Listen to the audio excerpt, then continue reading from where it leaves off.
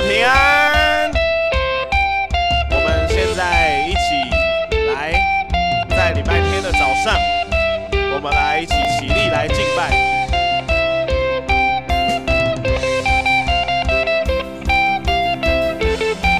单纯的跟着音乐，我们来拍手，我们来敬拜。喜乐河流来充满我，生命泉源来浇灌我，有你同行，不再惧怕，无论何处。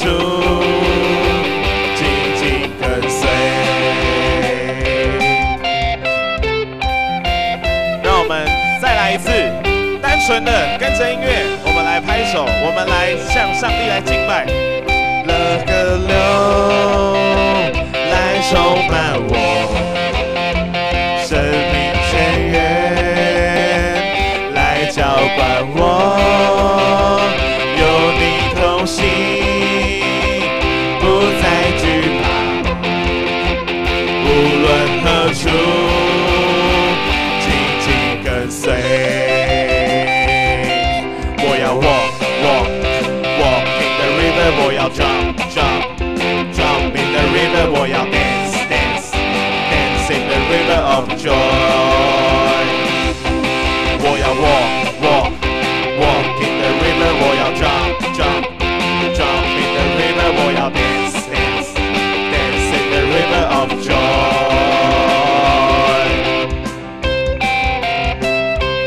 我们一起来，再一起来赞美，一起来敬拜我们的上帝。哈利路亚！喜乐河流来充满我，生命泉源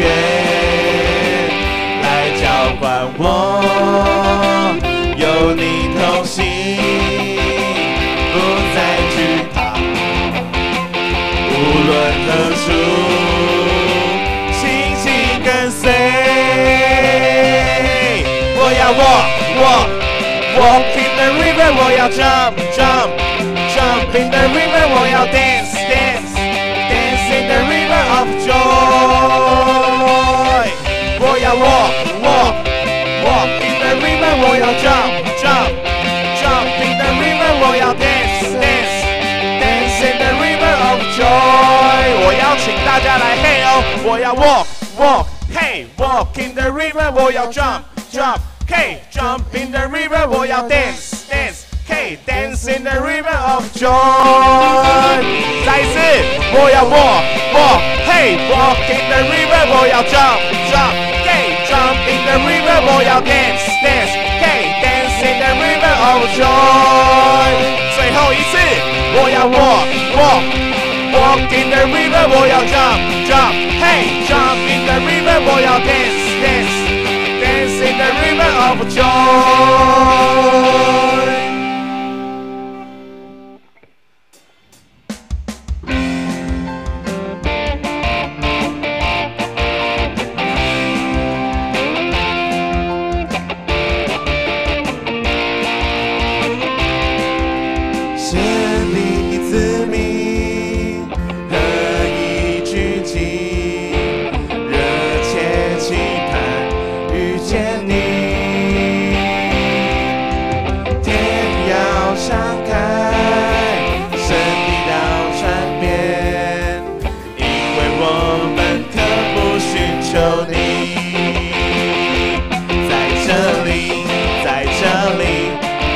你现在在这里，我相信，喜乐的江河在这里，荣耀彰显，奇妙神迹将显明，天上国度降临在这里。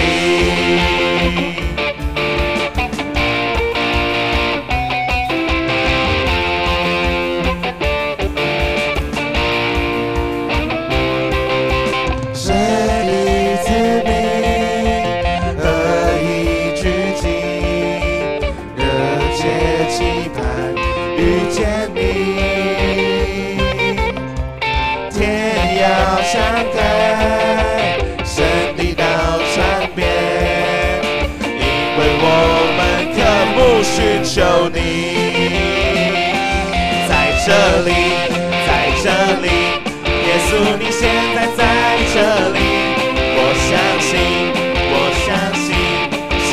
的江河在这里，荣耀彰显奇妙神迹将显明，天上国度降临在这里，你的灵在这里，这里就有自由，生命自由运行无止境。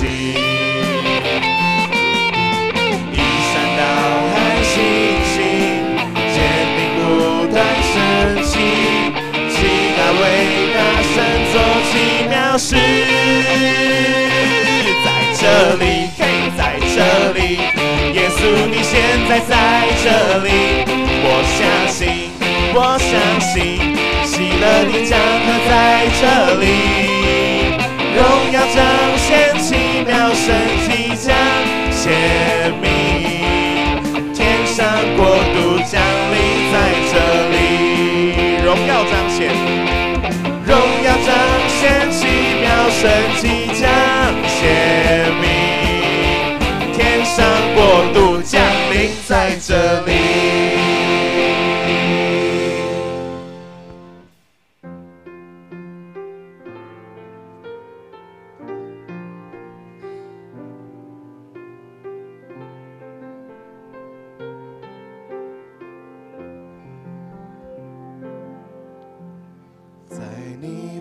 座前有一道生命水流，我们今天来谦卑等候领受，在你同在中有满足的喜乐，神灵请你来自由运行这地。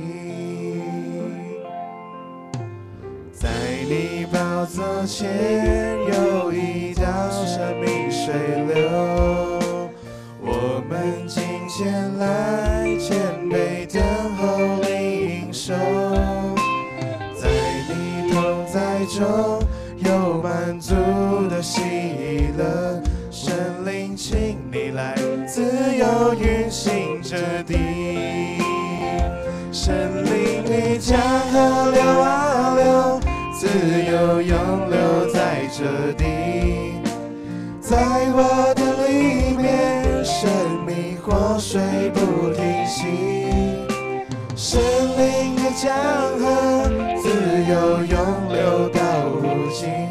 我们欢迎你，神灵，我们爱你。让我们一起来做一个祷告。亲爱的主耶稣，我们知道这世俗的社会常会影响我们与你的关系，求你赐圣灵像江河一样涌入我们的心中，赐给我们平安与喜乐，好让我们明白一切的事情，一切的成就乃是依靠你。求你使我们不只在低潮或病痛时想到你，在我们顺利时，我们也要记得来仰望，来赞美你。求圣灵持续运行在众弟兄姐妹的心中，透过圣灵使我们明白你对我们的爱。我们这样祷告，都是奉靠你的圣名求。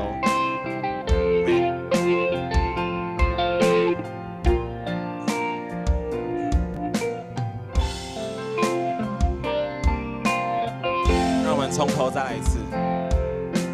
在你宝座前有一道生命水流，我们今天来谦卑等候领受，在你同在中有满足的喜乐，神灵请你来自由运行这地，神灵的江河流啊流，自由永留在这地，在我的里面，神灵活水不停息，神灵的江河，自由永流到无尽。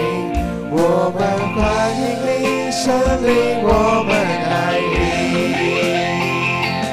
我有平安如江河，我有平安如江河，我有平安如江河在我心。我有平安如江河，我有平安如江河，我有平安如江河在我心。我有平安如江河，我有平安如江河，我有平安如江河在我心。哈利路亚，我有平安如江河，我有平安如江河，我有平安如江河涌在我心。圣灵的江河流啊流，自由涌流在这地，在我的里面，生命活水不停息。圣灵的江河，自由涌流到无尽。我们欢迎你，圣灵，我们爱你。圣灵的江河流啊流，自由涌流在这地，在我的里面，生命活水不停息。圣灵的江河，自由涌流到无尽。我们欢迎你，圣灵，我们爱你。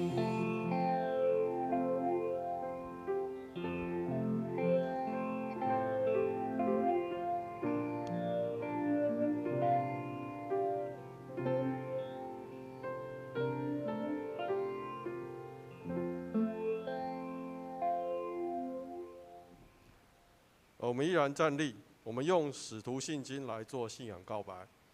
我信上帝，全能的父，创造天地的主。我信我主耶稣基督，上帝的独生子，因着圣灵感孕，由童贞女玛利亚所生，在本丢比拉多手下受难，被钉于十字架，受死埋葬，降在阴间，第三天从死人中复活，升天，坐在全能的父上帝的右边，将来必从那里降临，审判活人死人。我信圣灵，我信圣而公之教会，我信圣徒相通，我信罪得赦免，我信身体复活，我信永生。阿们。请坐。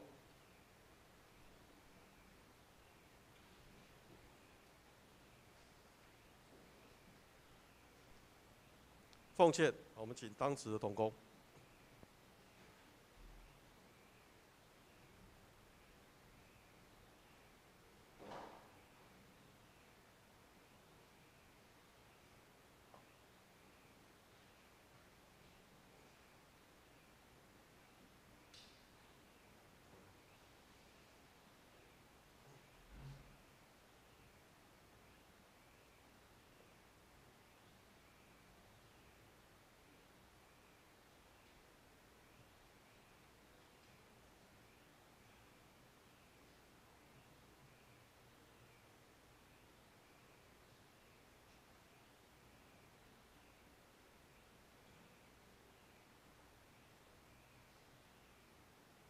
我们一起来做奉献的祷告。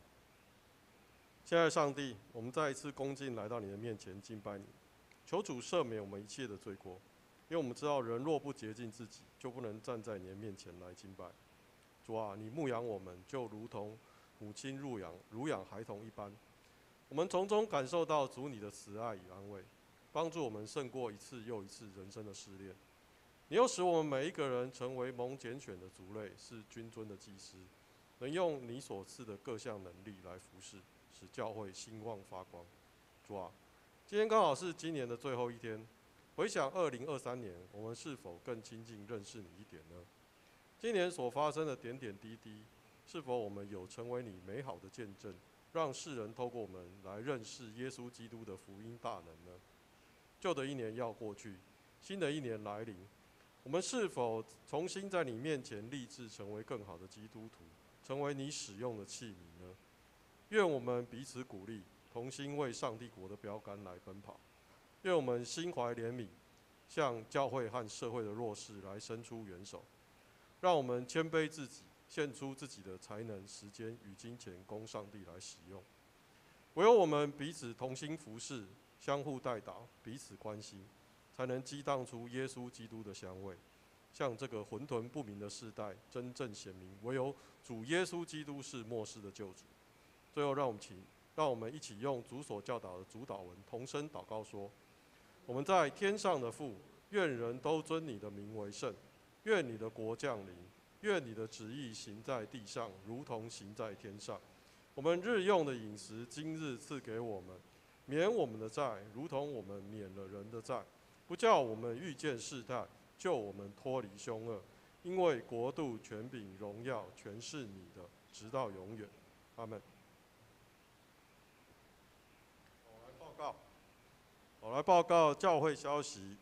第二点，各团契会计请将2023年度的决算跟账册在1月14号之前交给干事，以利查账委员查账。第三点，2024年爱餐认线一个单位3000元，认线款请交予干事，并于2024年入账。第四点，2024年第一季新眼光读经手册，请自行于招待多拿取，并按进度每日灵修。第五点，2023年11月教会财务报表已经公布，请自行参阅。知理消息，第一点，我们恭喜吴宇轩姐妹与李友山先生于12月25号完成结婚登记，愿主赐福保守他们在神所赐的婚姻里相知相惜，与主同行。宇轩今天不在，好在5楼。好，第二点，2024年1月6号。礼拜六下午2点于建成教会举行陈婉柔姐妹与林燕婷先生结婚感恩礼拜，愿主赐福这对新人在基督里同得美好的产业与报偿。就是下个礼拜，我们非常恭喜婉柔跟燕婷即将要步入婚姻。我想大家期待很久了啦，希望下礼拜大家都可以准时出席。好，那奉献的明细如果有错误的，请向会计或者是干事来更正。我来念圣经，记载在以赛亚书66章10节到14节。我来念：你们要跟耶路撒冷一同欢乐，凡爱这城的人都应该为他高兴。你们曾经为他悲伤的人，现在要跟他一起欢乐。11节，你们要享受他的繁荣，正像婴儿在母亲怀中吃奶。上主这样说：我要使你们长久繁荣，万国的财富要像川流不息的溪水流到你们那里。你们将像一个由母亲亲自喂奶的孩子，在母亲怀抱中受抚慰爱护。13节，我要在耶路撒冷安慰你们，像母亲安慰自己的孩子。当你们看见这一切事情发生的时候，你们会欢欣快乐，你会健康兴盛。那时候你们就知道我上主亲自帮助服从我的人，但我要对我的敌人发怒。正道，我们请知梅牧师，题目是属灵的母亲喜安。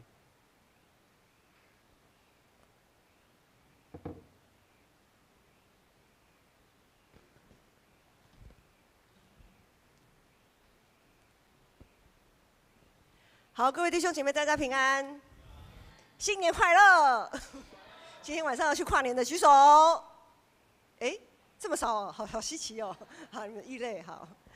在上个礼拜天呢，牧师有提到，就是如果你知道你会英年早逝，好，比如说像耶稣在30几岁就走了这样子，然后呢，在人生的最后阶段呢，会受到社会群众的排挤、厌弃，然后还上了十字架这样子的羞辱，谁还愿意出生呢？好，如果我们知道我们的一生会这么悲惨，虽然有高峰，但是呢，会这么悲惨的结束，有谁愿意出生？好，为什么耶稣他愿意？他明明知道他会经历这一切，他还要降生。当然我们会说啊，因为他是上帝啊，他本来就是神呐，好，而且他知道他死了以后会怎样？死了以后会怎样？复活嘛，好，那他当然愿意啊。如果我们会这样想，就把苦难想得太简单。牧师举个例子，在上个主日大家都很忙碌一整天之后呢，我们的圣歌队指挥若琳，她有3个小孩。那天晚上呢，他的老三呢就开始一直吐了一个晚上，然后到了隔天呢看医生就知道是诺罗病毒感染。好，然后老三吐了1-2天之后呢，换老二吐。好，老三好不容易缓和了，就换老二吐，开始吐。老二吐完了以后呢，还没吐完的过程当中，老大得到 A 流，妈妈也得到 A 流，这样子。反正呢，有小孩有当过父母的都知道，这是小孩成长的基本款啊，必经之路啦。好，然后有几个小孩的话，就是一个轮这样轮着生病这样。以现在的医学发展来看，确实有些病其实不需要太过于担心，好，都可以投药这样子。但是问题是，即便医学这么的可靠，即使知道啊，反正吐一吐嘛，这是个过程，到最后一定也会好。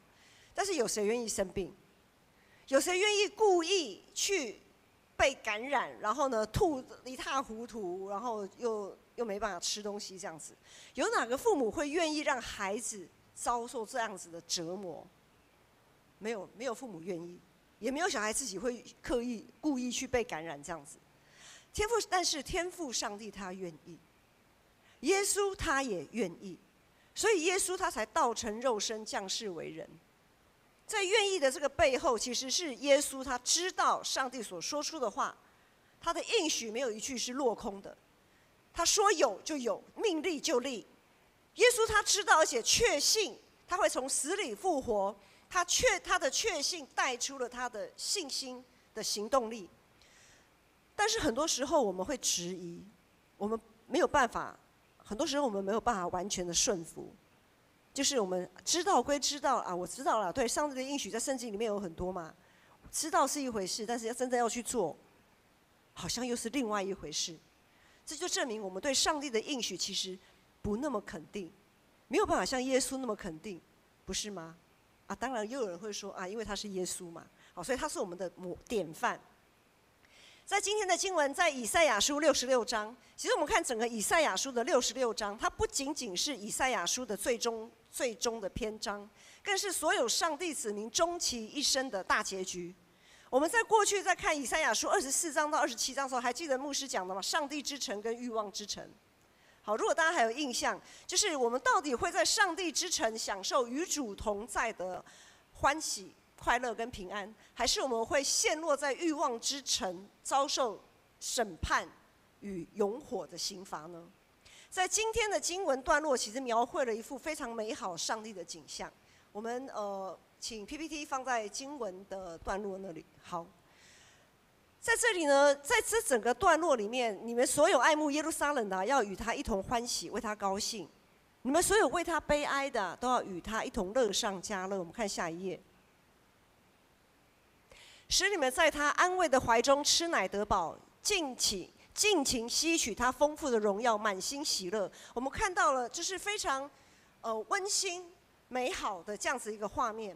在以赛亚书66章，其实有谈到两个地方，一个是锡安，一个是耶路撒冷。耶路撒冷对大家来讲，其实都蛮熟悉的一个地名，它是旧约时期以色列的首都，然后在以色列分裂成南国北国的时候，它是南国犹大的首都。耶路撒冷一直以来都是犹太人政治与宗教中心，因此在圣经里面也常常把耶路撒冷等同于上帝的子民的集合体。至于锡安我们可能有听过，但是对锡安这个到底它是怎么样一回事，可能有些不是那么了解。锡安它是在耶路撒冷城里面的算是一个堡垒，好，一个要塞，一个堡垒。当初大卫他在成为全以色列君王之前呢，就是在锡安这个地方取得了决定性的胜利，决定性的一场胜利，因为万军之耶和华与他同在。大卫打败了原本驻守在锡安的那些民族，成功夺取了锡安这个堡垒，这个要塞，并且把它改名为大卫城。因此啊，锡安跟耶路撒冷一样，它都象征着整个上帝的子民。如今从新约的角度来看，又象征着什么呢？就是象征着教会。锡安也象征着教会，教会就如同屹立不摇的锡安，是我们的保障，是防御要塞，是坚固城，就像我们属灵的母亲。我们这群在耶稣基督里面所获得的这个新的生命，在我们灵性成长的过程当中，教会就成为我们，就提供我们所需要的防御，我们所需要的养分以及守护。主耶稣说：“凡有2、3个人奉他的名聚集，他就在我们当中。”所以教会不是这个建筑物，牧师已经讲过好几次了。教会不是来到这个地方叫做教会。你们走到外面马路上，2、3个人聚在一起，如果在耶稣基督里彼此安慰、彼此劝勉、彼此鼓励，甚至彼此祷告，相互祷告，不论是在学校啊、职场啊、公园啊，好，或者是现在是网络群体，在任何地方，只要是有2、3个人，我们的心在耶稣基督里，是互相劝勉、提醒、安慰、扶持的。只要我们是聚焦在上帝，在那里那个地方就是教会。我们可以在那里得到上帝话语的供应，以及灵里面各种的需要。不过今天第10节，我们再回到前一章，第10节的后半句，他却说：“你们所有要为他悲哀的，都要与他一同乐上加乐。”啊，悲哀都悲哀了，为什么还要怎么还能乐上加乐呢？我们不可能在小孩子吐得半死的过程当中，还在那边啊开心啊，反正你最后会好啊，好你就吐一吐，这个过程嘛，这样子，大概蛮有病的。好，如果这个妈妈是这个样子，应该是蛮有病的。为什么呢？为什么这个西安这个教会会让我们觉得悲哀，会让我们替他感到悲哀？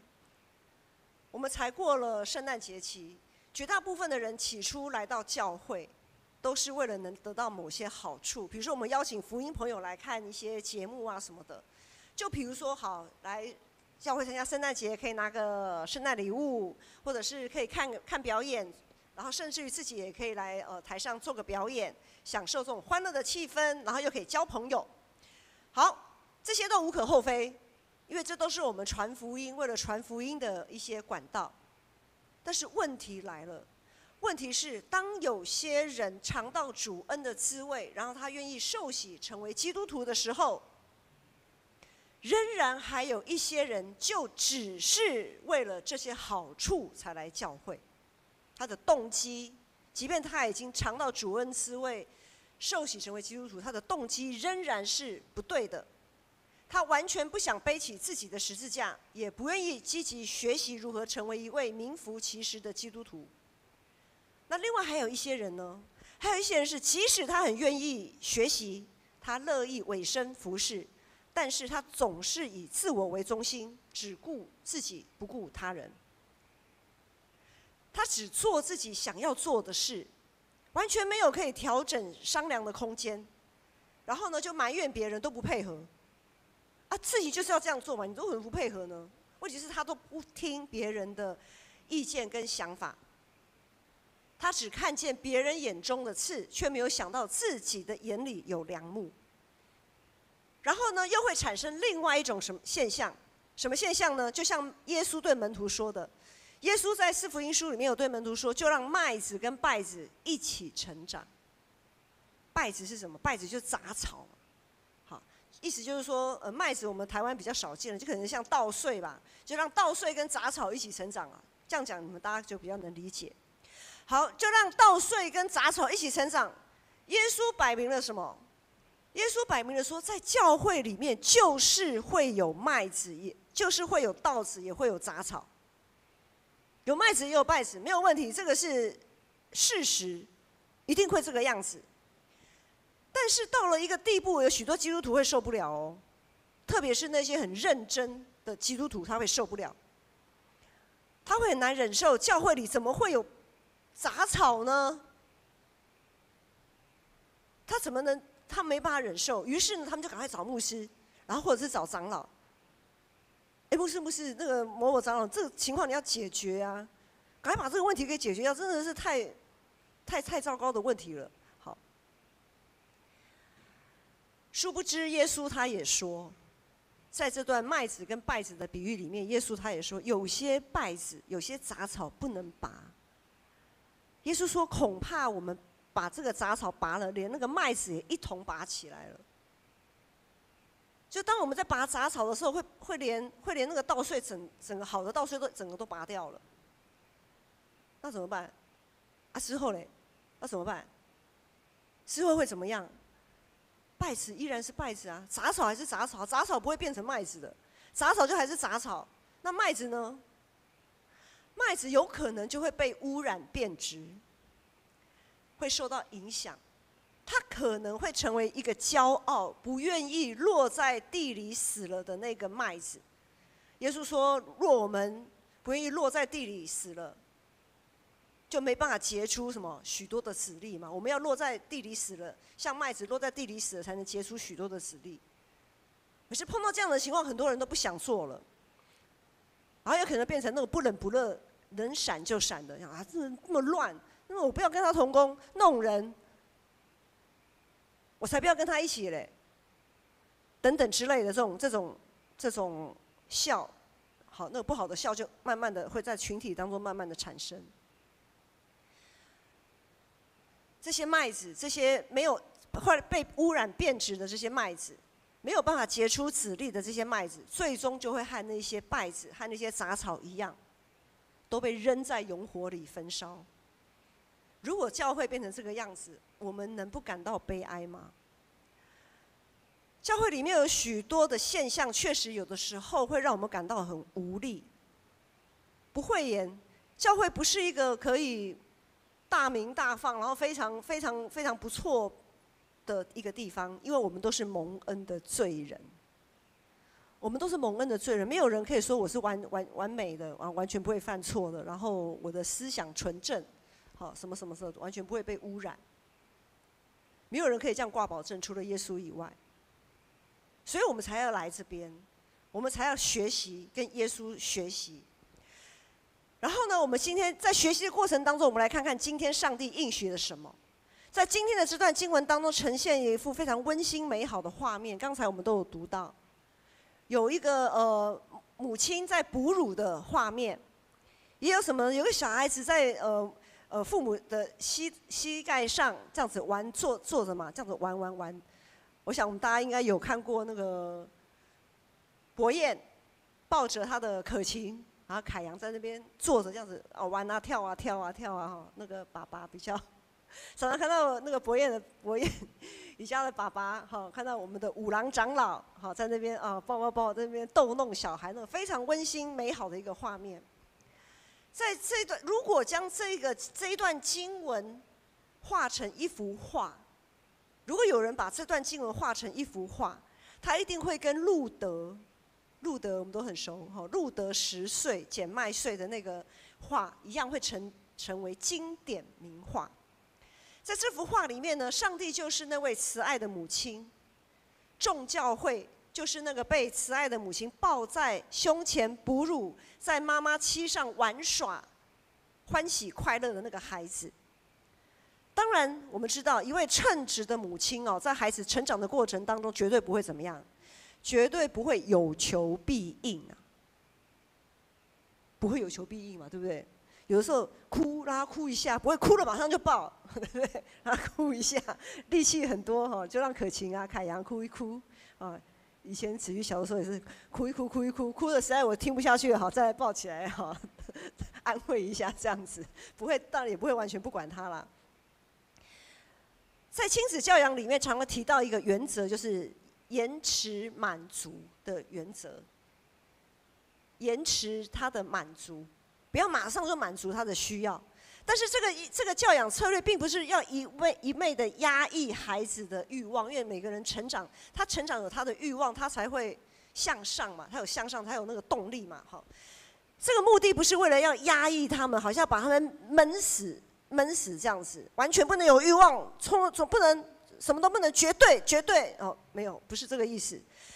延迟满足的目的是为了让孩子学习忍耐等候，让孩子学习当他碰到挫折不如意的时候，可以怎么样去克服这样子的一种情绪跟情况，然后呢能够得到未来更大的利益跟奖赏。錫安我们属灵的母亲，我们的教会也是如此。我们在个人的灵性成长的过程当中，主耶稣这位教会的大牧者，会按着他对我们每一个人不同的培育计划来做各种不同的放置、不同的挑战。他会延迟满足我们的需要。他时不时，有的时候他会允许撒旦在我们四周围撒杂草。他会允许撒旦这么做。好，他会允许撒旦在我们四周围撒下杂草，就是要来试验、来考验我们，是不是依然能够好好的成长。在上主日的下午，圣诞舞会里面，青少期的戏剧也有异曲同工之妙，他们道理是差不多的。在青少期的那个戏剧里面的那个主角是一个举重好手，还记得吗？都有看嘛？好，牧师特别把他们道具借过来，来就是这个举重。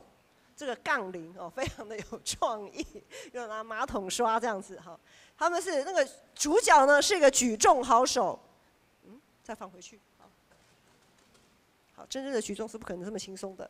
好，这个举重好手呢，他发生什么事呢？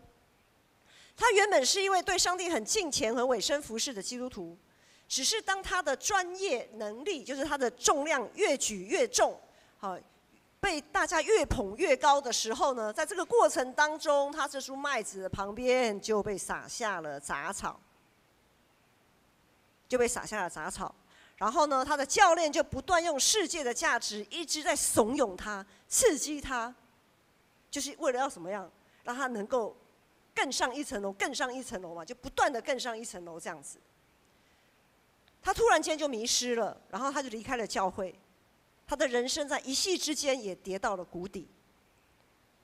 有一句话大家都听过，危机就是转机。好，这个戏剧呢，上个礼拜的戏剧就是这样演的，然后他就又再度的回到了教会，回到他属灵母亲的怀抱。然后整出戏停留在哪里？整出戏就是停留在他要来准备一次的比赛，进行一次的比赛，然后呢，他正要举重的那个举起来那个画面呢，就停在这边。戏剧就结束了，好，戏剧就结束了。这是一个开放性的结局。他最后会举起来吗？他最后能够突破他自己过去所创造的佳绩吗？他还可以再能爬上这个举重的巅峰吗？不知道，因为戏剧到这边就结束了。因为他的未来不再掌握在自己的手里。他的未来掌握在上帝的手里。其实，一位真实敬拜、仰望上帝的人，他所在意的、他所追求的，已经不是结果会如何，已经不是结果到底会不会举得起来。他所看重的是他跟上帝的关系，是上帝在他里面，在他人生的计划跟使命。我们都知道，再厉害的选手也有他的极限。像我们像羽球好手戴资颖，好，然后呢，日本有一个棒球好手大谷翔平，好，大家都非常熟的世界级的这个球星。牧师那个时代呢，就 Michael Jordan， 好，篮球哦，我们非常的迷啊，好，非常的迷哈。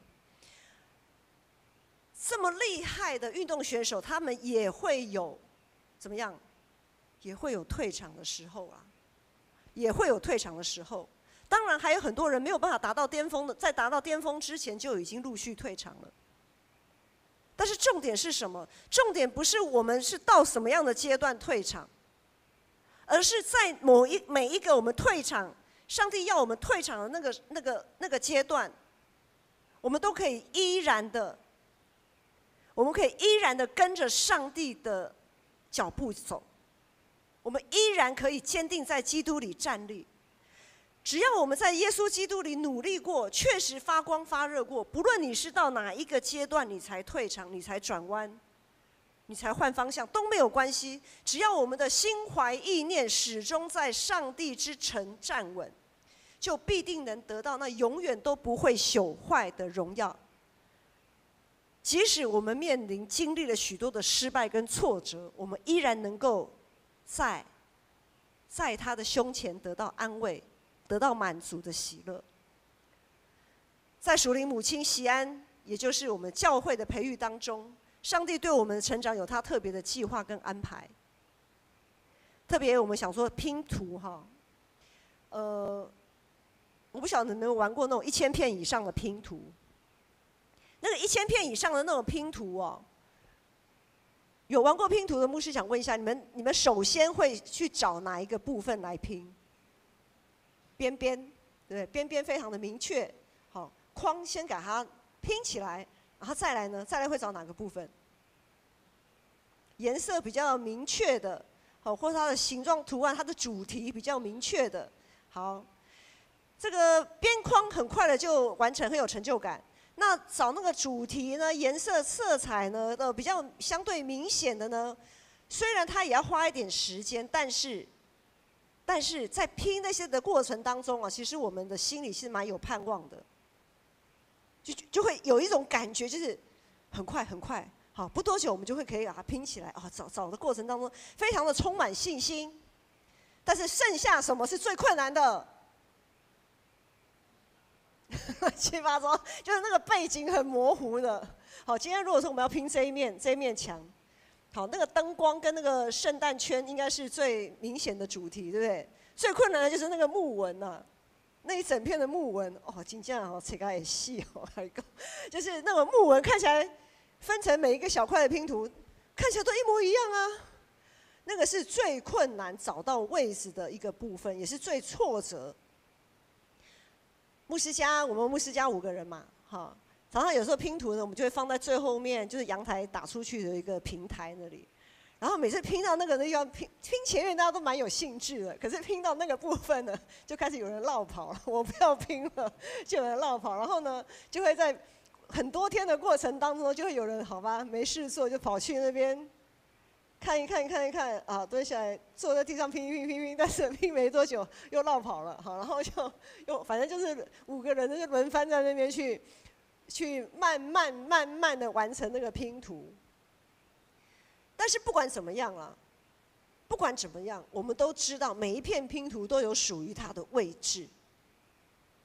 即便你手上拿这片拼图，你看起来很像，又不对，这样怎么样不对的时候，你知道它仍然有它的位置。而且是不可或缺的位置，绝对不会有人想说这一块怎么找不到啊，丢到垃圾桶不要了，会不会？不会嘛，绝对不会有人把拼图其中一块找不到位置的丢掉。弟兄姐妹，在上帝的拼图当中，你是属于哪一种图片？你是那个很明确位置的图片吗？边框那种很快就找到自己的位置，还是你仍然在寻求你自己的位置的那个图片？又或者是被撒旦干预，拼错位置，明明这不是你的位置，你硬就是给它放在那里，然后卡住，让别人也找不到他的位置。拼图真的还蛮有趣的，蛮多神学可以去想的。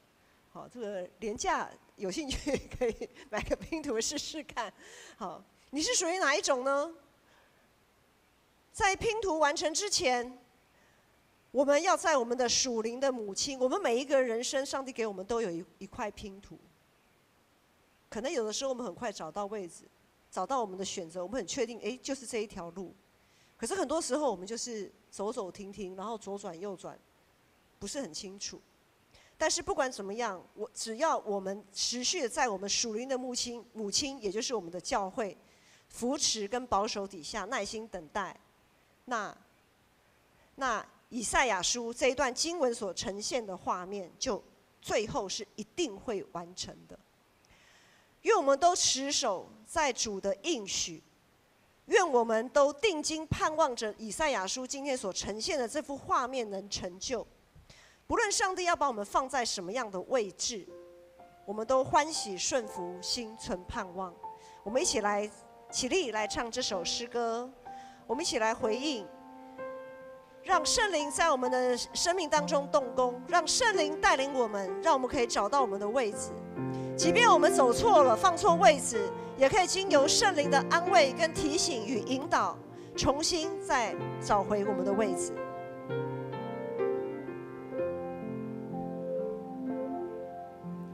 在你宝座前有一道生命水流，我们尽全来谦卑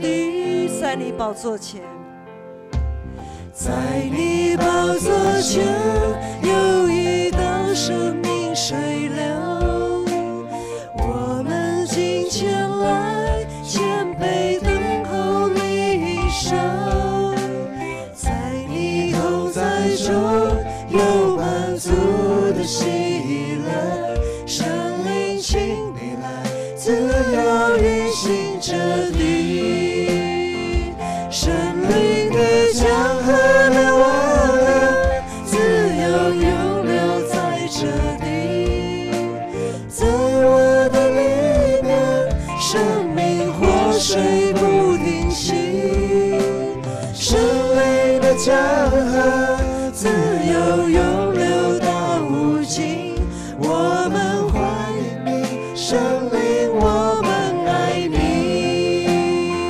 圣灵的江河流啊流，自由涌流在这地，在我的里面，生命活水不停息，圣灵的江河自由涌流到无尽，我们欢迎你，圣灵，我们爱你，我们有平安。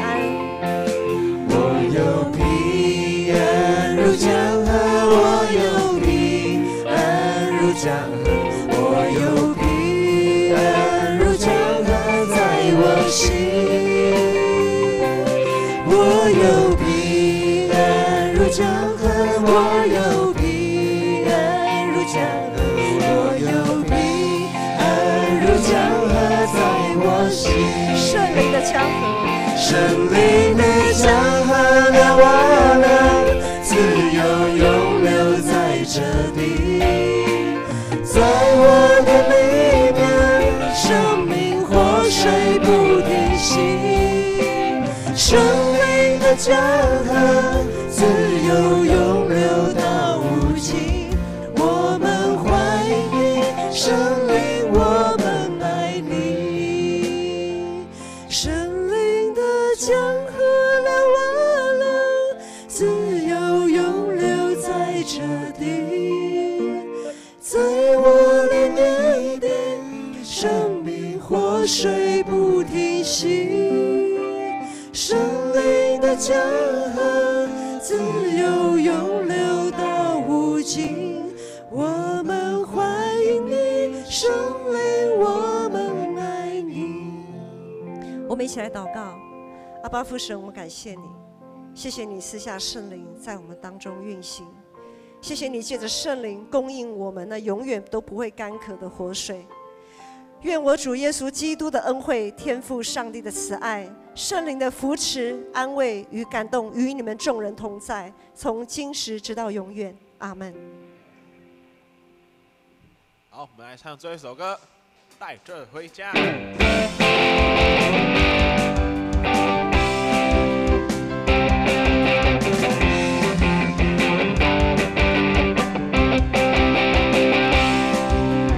哈利路亚，带着喜乐回家。哈利路亚，带着平安回家。哈利路亚，带着恩典回家。耶稣永远与你同在呀。哈利路亚，带着喜乐回家。嘿。嘿，嘿，哈利路亚，带着平安回家。嘿，嘿，嘿，嘿，哈利路亚，带着恩典回家。你是我最爱天父爸爸。哈利路亚，哈利路亚，哈利路亚，哈利路亚。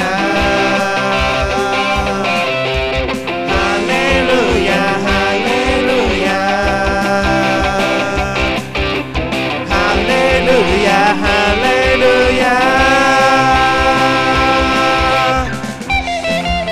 ！2场礼拜到这边结束，大家可以互相交易。